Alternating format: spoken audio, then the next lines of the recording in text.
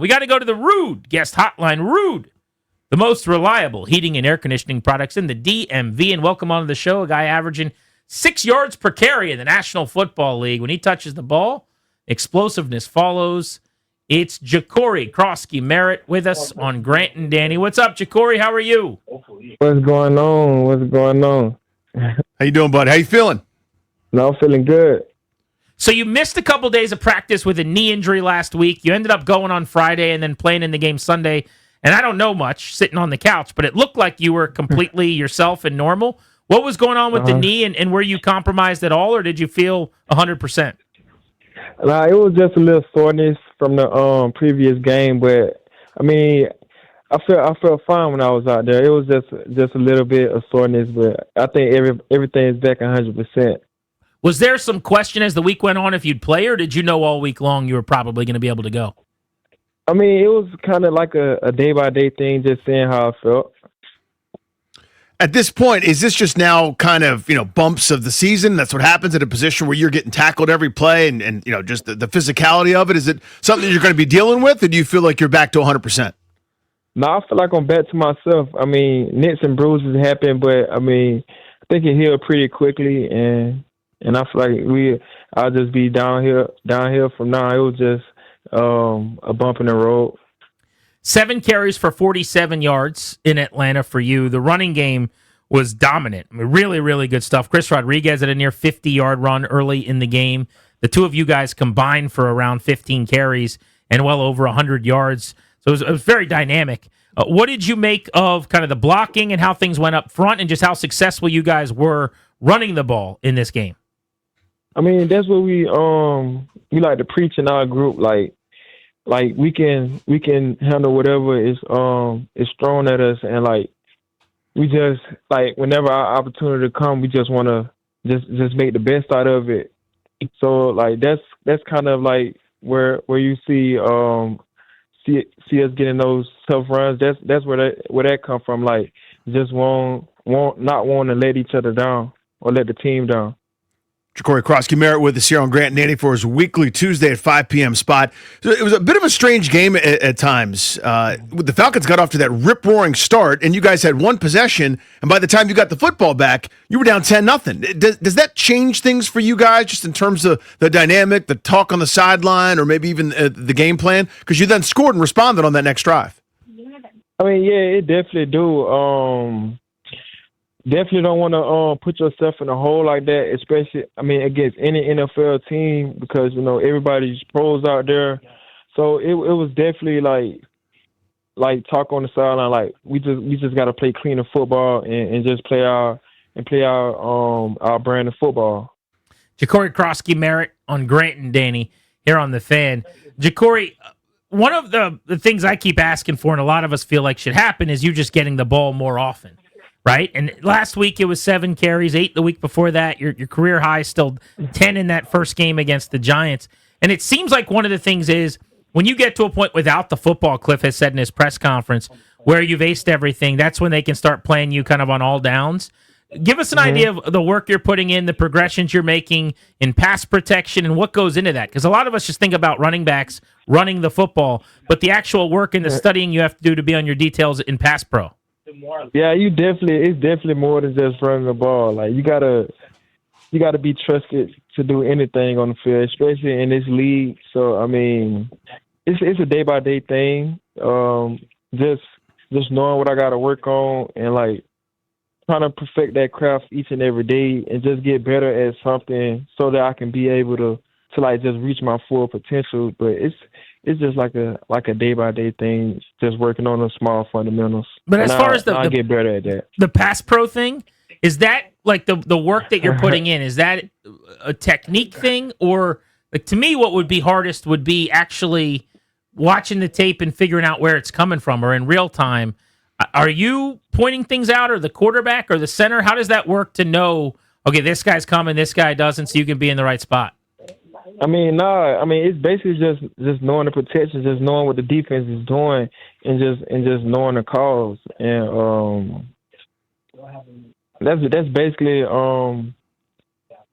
how we read the protection. Like you just gotta know who you're blocking, and of course, like your technique and fundamentals got to be correct to block those linebackers coming at you full speed. So I mean, I'm definitely just working on the small things to get better.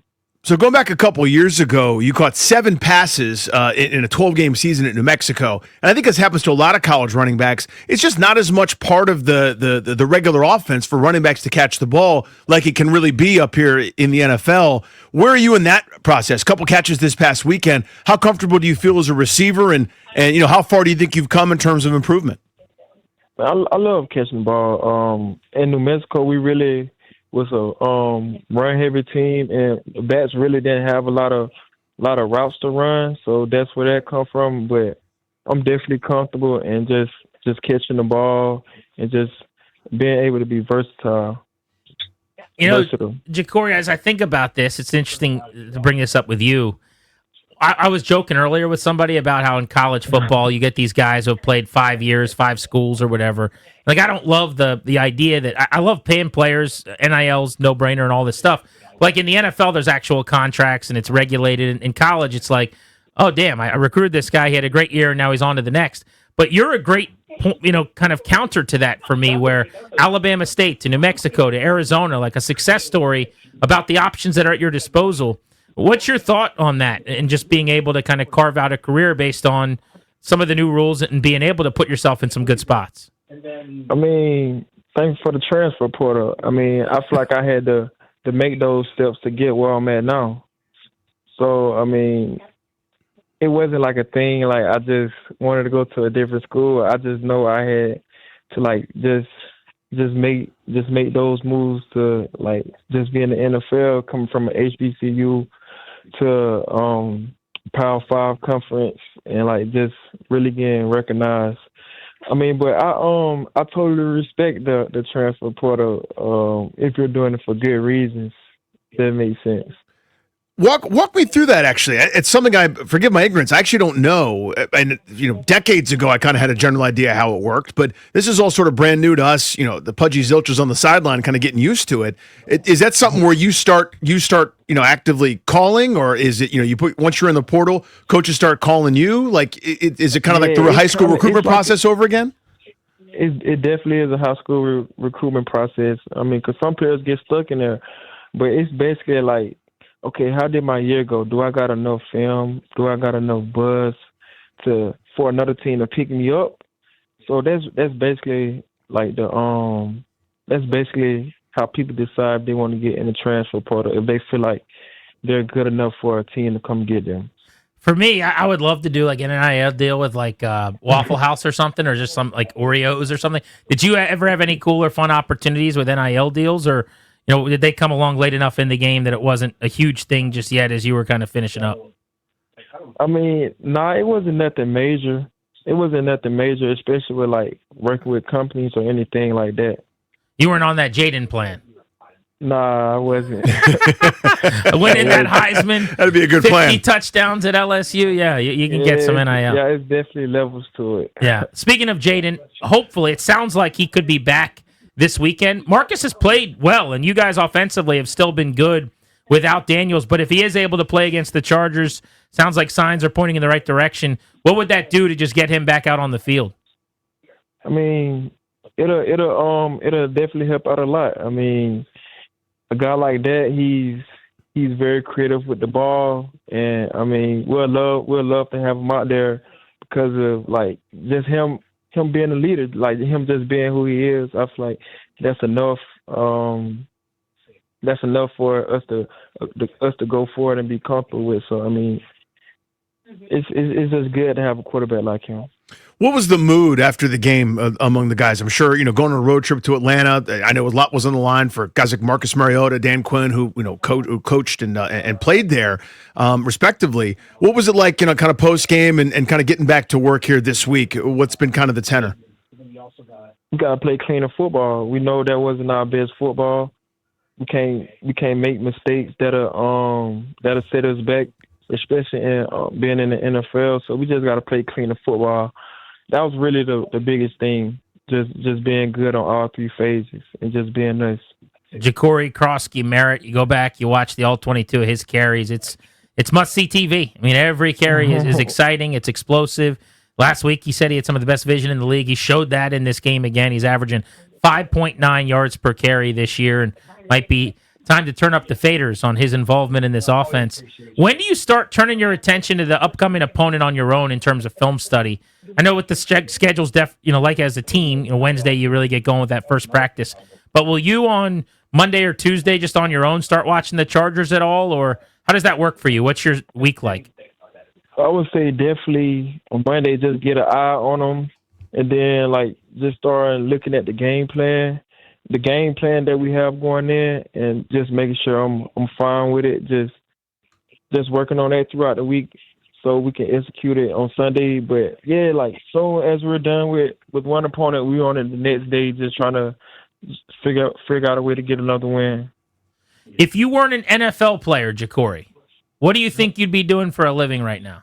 Definitely something with my own business. Like an entrepreneur? Yeah, definitely I'll be an entrepreneur. But I would be in school for maybe business or something, so I can just, I don't know, I really have to just find something I like and stick with it. But I know I want to be an entrepreneur. I like that. Okay, Halloween is coming up about a month from now. Generally, sports teams, everyone gets together. They have a big party at someone's house, and they dress up in costume or whatever. Have you thought about your costume for this year, or what's one of your favorite Halloween costumes all time? I'm not even sure. I haven't even thought about that. You got a month. I might dress as the Little Bill character. The which character? The Little Bill character. Oh, the one you're named it. Yeah. Little Bill. Yeah. Okay, I think that could play. That'd be funny. I'm not sure. That could be an option, but maybe. Oh no, I'm not really big on Halloween and dressing up, so I'll see. You're not big on getting candy either, or just the dressing up part? I mean, both kind of. I used to be when I was kind of younger, but I mean, I feel like it's a cool holiday. I used to take my niece walking around the neighborhood or whatnot and knock on doors. So I mean, I was gonna say when you have kids, it gets cool again. Yeah, it definitely is.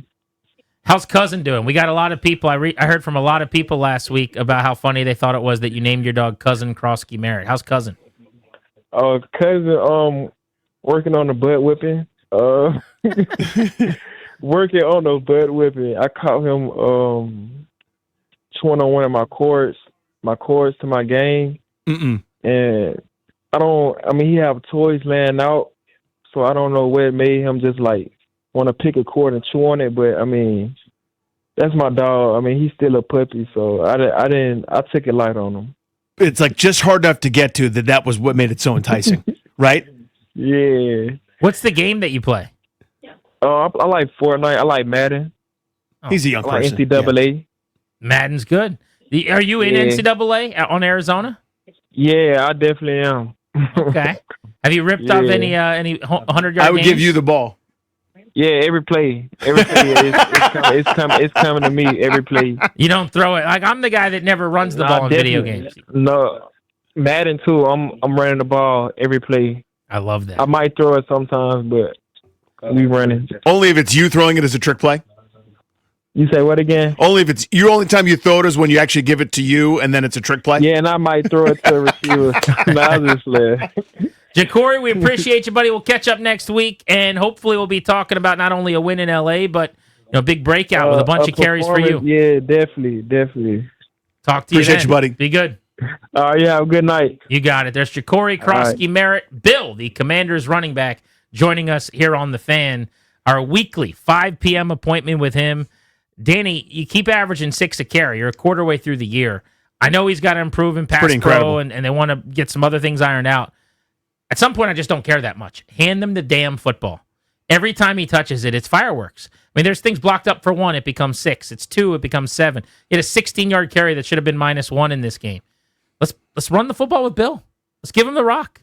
And I love Rodriguez and how he's played. I'm not taking away from him, but the 48-yarder, you go back and watch it, it was perfectly blocked. Yes, it was. I mean, it's an awesome run by him, too. He's patient. There's vision.